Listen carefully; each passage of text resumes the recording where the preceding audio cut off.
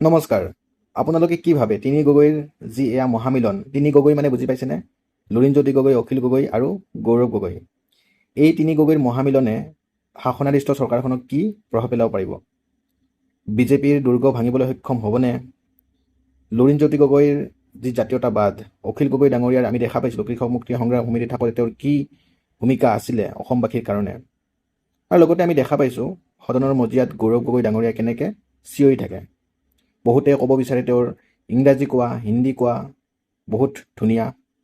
সেইটো ডাঙৰ কথা নহয়, কাৰণ আমি কেইদিনমান আগত দেখা পাইছিলোঁ ফণীভূষণ চৌধুৰীয়ে অসমীয়া ভাষাতে ভাষণ দিছিলে সদনত।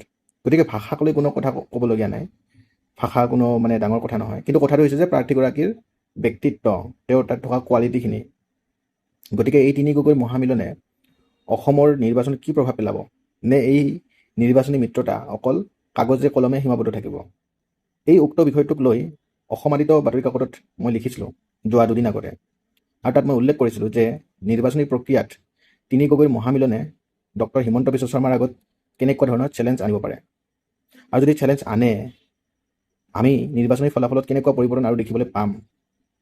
মই আৰ্টিকলটো ইয়াতে দি দিছোঁ, আপোনালোকে ভিডিঅ'টো ৰখাই পঢ়িব পাৰিব, আৰু লগতে কমেণ্ট কৰিব যদি কিবা আৰু ক'ব লগা থাকে। গতিকে সাৱধানে থাকক, ভালে থাকক। জয় আই অসম, জয় হিন্দ।